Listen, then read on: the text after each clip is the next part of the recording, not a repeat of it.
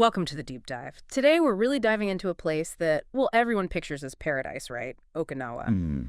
But we're aiming for more than just looking at, pretty beach photos. Exactly. This is about exploring, really digging into the unique islands, finding those standout spots and experiences, giving you a sense of how you could, maybe over a longer trip, properly immerse yourself. Get beyond the usual tourist trail. Right, because when you hear Okinawa, the immediate thoughts are that amazing warm weather, the white sand, the almost unreal blue water. It definitely has that world-class reputation, and for good reason. But what does a real deep dive show us? What's the actual adventure waiting there? Well, it shows the layers. I mean, yes, the beauty is undeniable. The climate's fantastic pretty much year-round. Yeah, I saw notes about March, April, October still being really warm. Absolutely. Peak temps often hitting, 20, 25 Celsius, sometimes even pushing 30.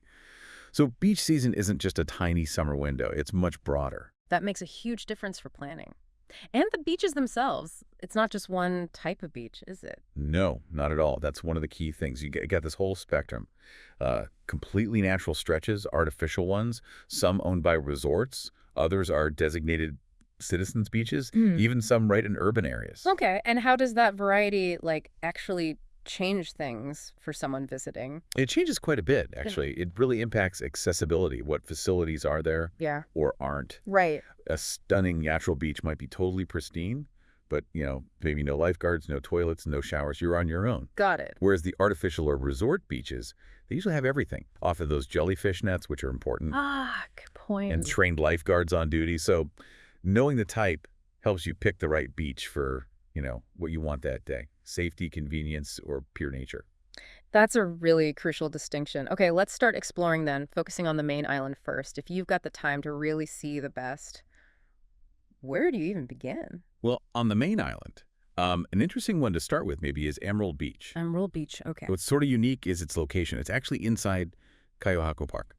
Oh, where the big aquarium is. Exactly. The Chirami Aquarium, we'll definitely talk more about that. Yeah. So Emerald Beach is designed with convenience, accessible from Naha Airport by car or bus. It has good facilities, those jellyfish nets, lifeguards. It's beauty, but integrated with park infrastructure. So convenience right there with the view, that does sound practical, especially maybe early in a trip. Then there's Okuma Beach mentioned. What's the feel there? Okuma gives you that classic, sprawling, natural white sand vibe. It's about 1 kilometer long. Wow, 1 kilometer. Yeah, and while it's technically on resort grounds, it feels really pristine, very natural. The water clarity is noted as exceptional. It feels spacious, it's well managed. Really great for families, and apparently amazing sunsets, too. A long walk on white sand watching the sunset. Sounds pretty ideal. Definitely. Zampa Beach came up as being really popular. Why is that? Zampa Beach, it's in Yonatan Village, and it just hits all those tropical high notes, dazzling white sand, that deep cobalt blue water. The postcard look. Exactly. It feels like a quintessential tropical resort. But part of its popularity is also practical. There's a coral reef offshore. So it breaks the waves. Precisely. Keeps the waves calmer, which makes it genuinely fantastic for families. Plus, it offers a lot of activities. Snorkeling, sure, but also things like looking for bear fleas. Bear fleas? Yeah, it's a type of crustacean, apparently. And nature river trekking nearby, even seasonal parasailing if you want a thrill. Calm waves and parasailing. Interesting combo. What about Moon Beach?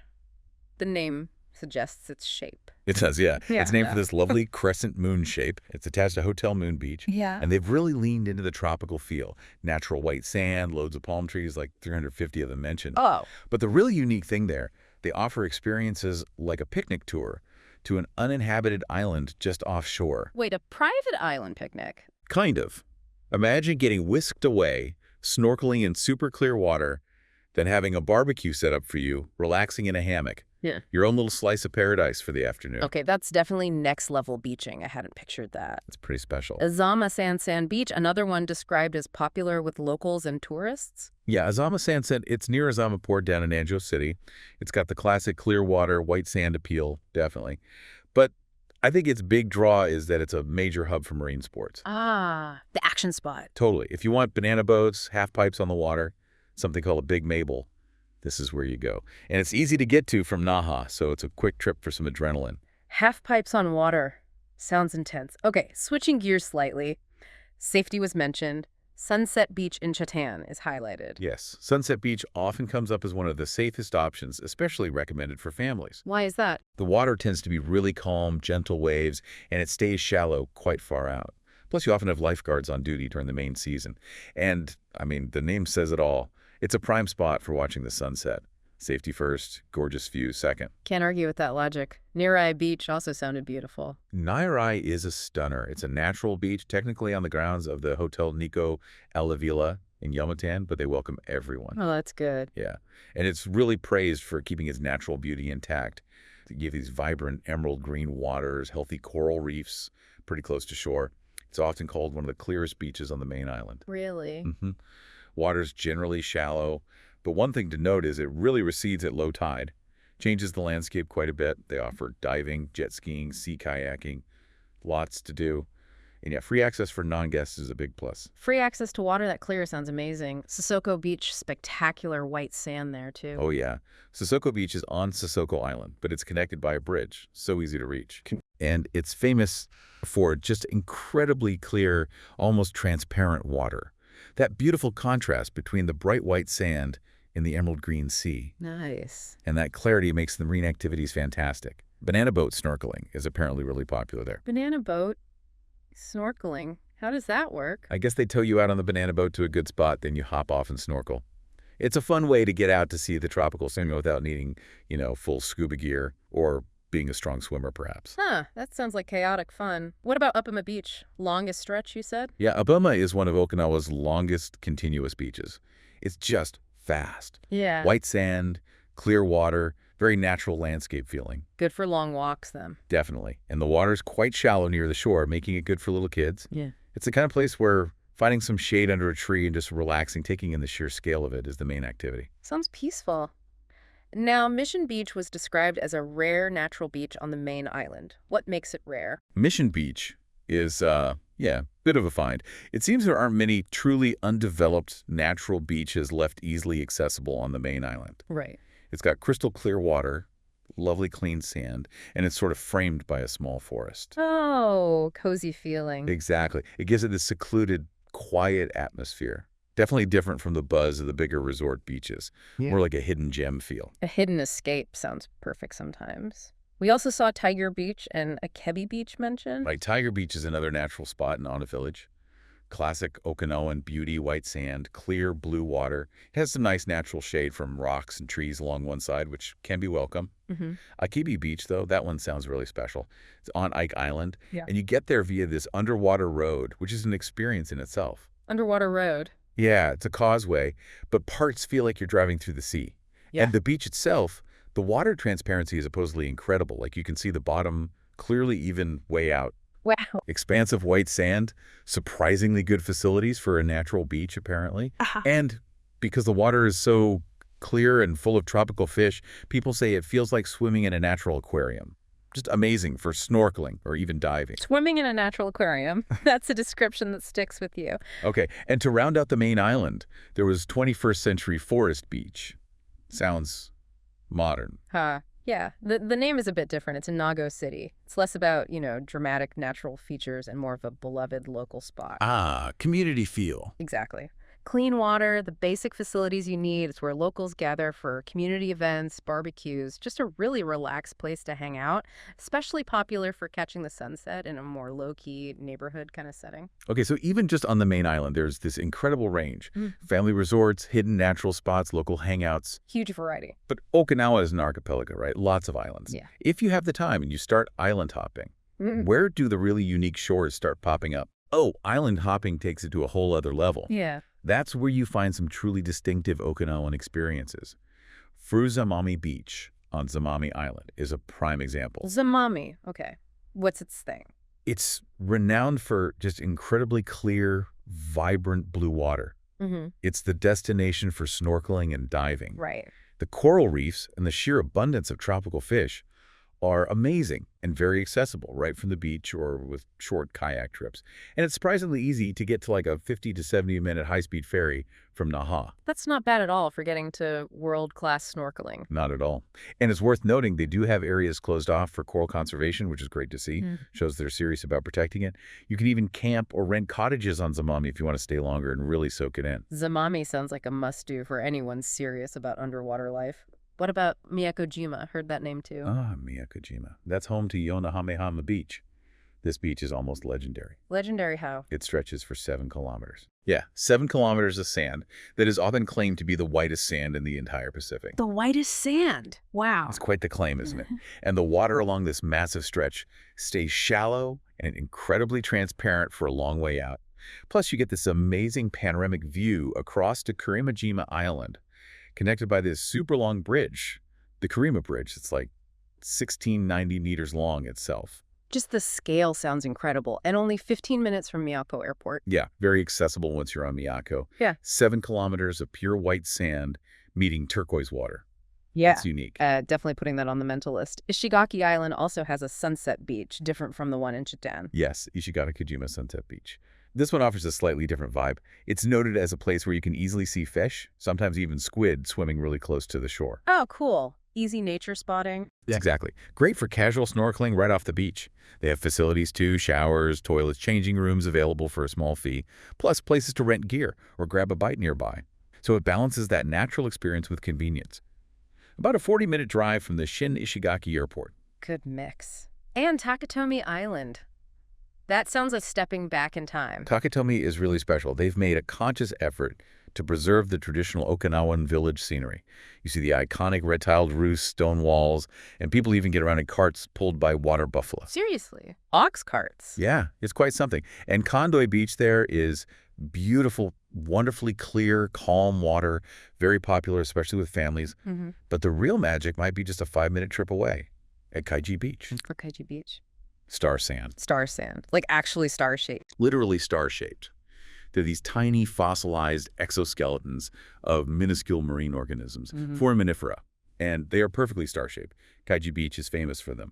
You won't find huge drifts of it, but people spend ages sifting through the sand to find these tiny treasures. That is unbelievably cool, searching for star sand after a swim. It's a totally unique Dekenomi experience. The island itself is tiny. You reach it by a short ferry from Ishigaki, maybe 10-20 minutes, and then you can explore easily on foot or, more fun, by rental bicycle. Renting a bike, seeing ox carts, finding star sand. Takanomi sounds amazing. Yeah. Okay, last island beach on this list, Hateruma Island, Japan's southernmost inhabited island. It's the one. Hateruma is definitely more remote. You need about an hour-long high-speed ferry from Ishigaki to get there. It takes effort. So is it worth the trip?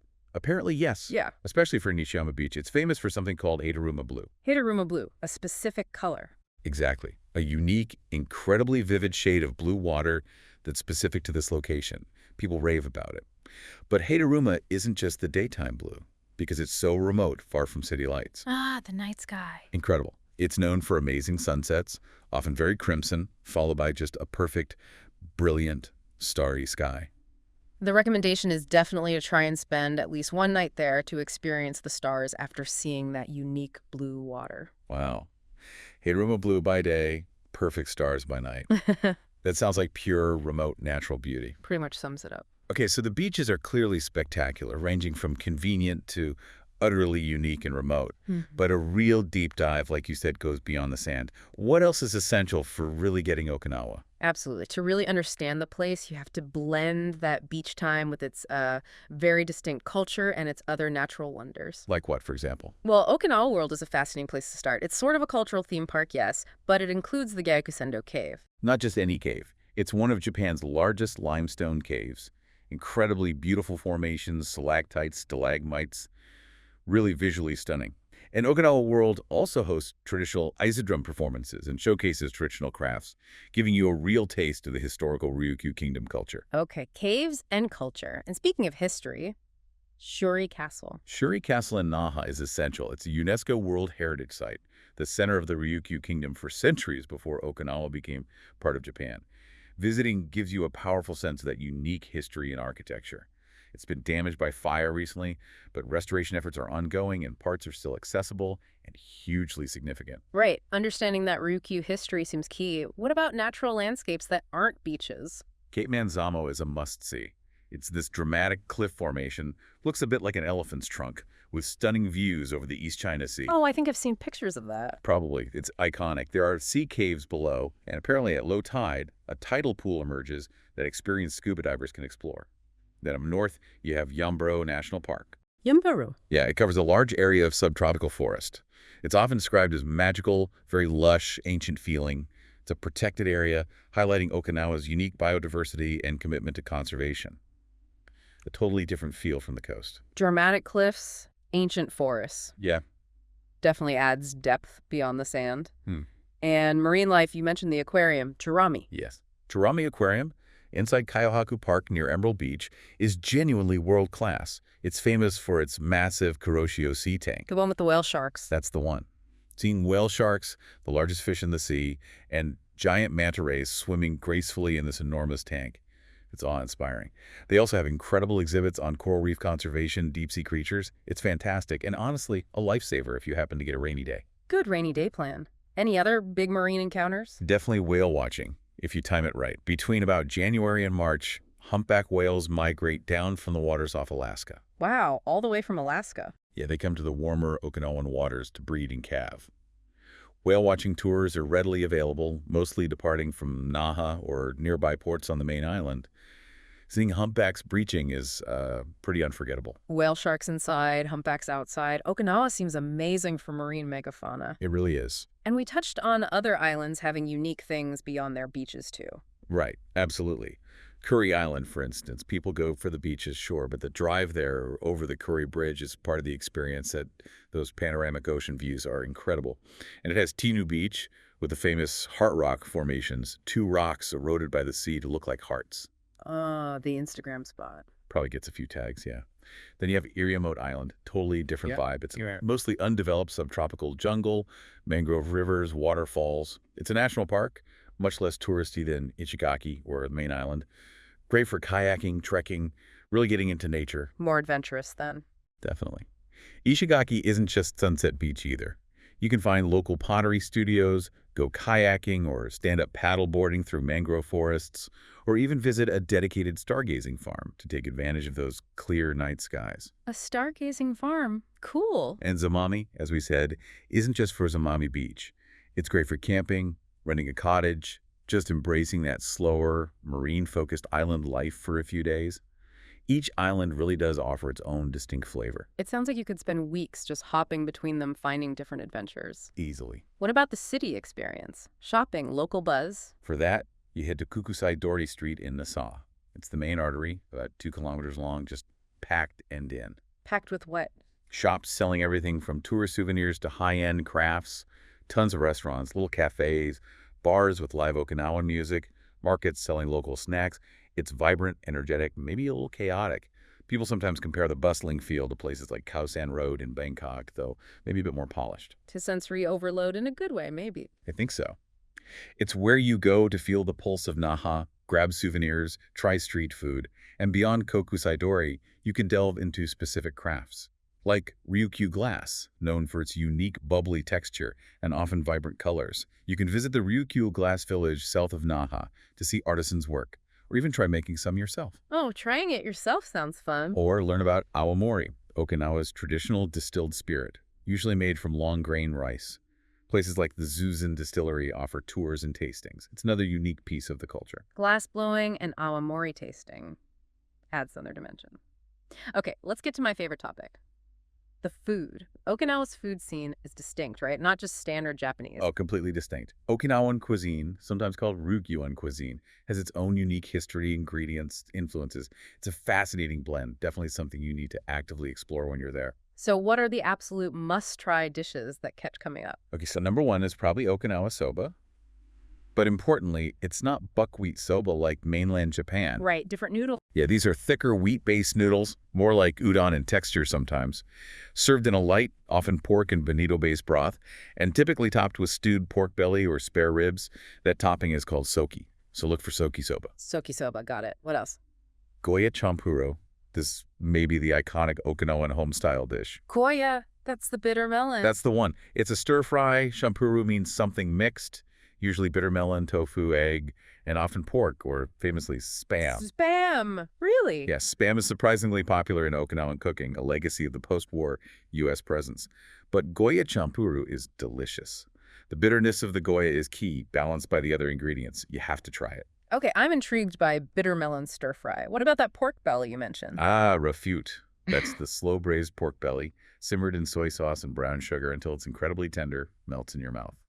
Pure comfort food, a real staple. Sounds amazing. Any other big ones? Taco rice. This is uniquely Okinawan. It's exactly what it sounds like. Yeah. Taco seasoned ground beef, served over a bed of white rice, usually topped with shredded lettuce, cheese, tomato, and often salsa. Like a deconstructed taco bowl. Pretty much. It was supposedly invented for the U.S. military personnel stationed there, but it's been totally embraced locally. You'll find it everywhere, from fast food joints to cafes. Also, if you make it to Ishigaki, Ishigaki beef is highly prized, like a regional brand of Wagyu. Good to know. And I saw something about sea grapes. Umibudo. Yes, they're a type of seaweed, but they look like tiny bunches of green grapes. Okay. And when you eat them, the little spheres pop in your mouth, like vegetarian caviar, sort of. They have a fresh, slightly salty ocean flavor, usually served simply with a light vinegar dipping sauce. A really unique texture and taste. Sea grapes. Definitely trying those. What Okay. about snacks or sweets? For sweets, you have to try sada andagi. They're basically Okinawan donuts, dense, ball-shaped, deep-fried. Very satisfying, not overly sweet. Donuts. Always good. Then there's chinsuko. These are small, shortbread-like cookies. Traditionally made with lard, which gives them a distinct texture, though recipes vary now. They come in tons of flavors: plain, brown sugar, salt, chocolate, sweet potato, and they're the classic Okinawan souvenir snack. You'll see boxes everywhere. Chinsuko cookies. Got it. Any local ice cream? Blue Seal Ice Cream. It's an Okinawan institution, started out serving American military bases, but now beloved by everyone. They have standard flavors, but are known for unique Okinawan ones like biniimo, purple sweet potato, shikawasa sorbet, salt cookies, definitely worth seeking out. Purple sweet potato ice cream. Interesting. And don't forget Okinawan pineapples. They're famous for being exceptionally sweet and juicy, less acidic than many others. Peak season is summer, but you can find pineapple products year-round. Fresh pineapple is always a win. Any unique drinks or other little bites worth looking for? For drinks, shikawasa juice is everywhere. It's made from a small, green Okinawan citrus fruit related to limes and lemons. It's incredibly tart and refreshing, great on its own or mixed with water or soda.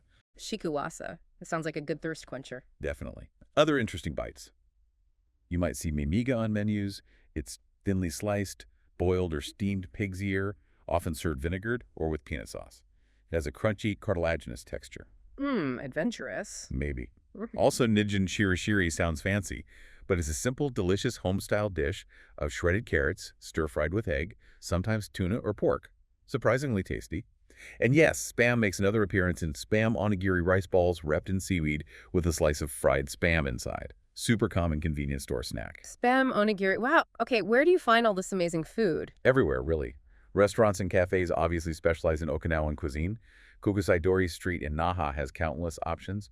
Local markets are great too, like the Onano Eki Nakayukui market up in Ona Village. Fantastic for fresh local produce, ready-made snacks, bentos, and sada andagi. Okay, that's a serious culinary adventure waiting to happen. It really is. The food is a huge part of the experience. All right, one last crucial area. We touched on safety with the jellyfish nets. What are the key things to keep in mind to stay safe while exploring Okinawa? Right. Overall, Okinawa is considered a very safe destination, low crime rates. But like anywhere, vigilance is key, especially concerning nature and the ocean. Sun protection first, I imagine. Absolutely non-negotiable.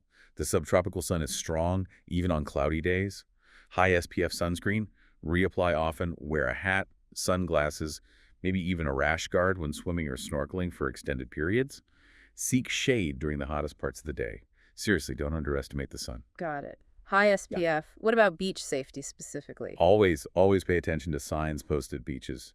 Some beaches might look beautiful but have dangerous currents, sudden deep spots, or are known for hazardous marine life, so swimming might be prohibited.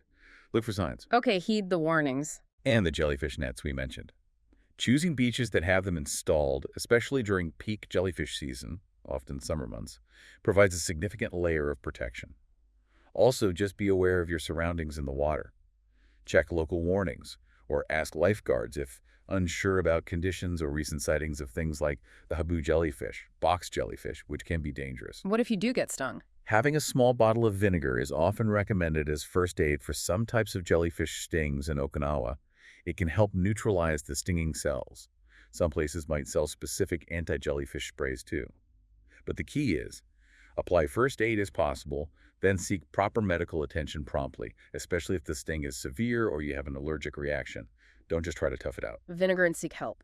Okay, anything else in nature to be aware of? Snakes. There are habu snakes, which are venomous, mainly found in grassy or forested areas, sometimes near old stone walls. Snake bites are possible, but not common for tourists sticking to well-trodden paths. Basic precautions help.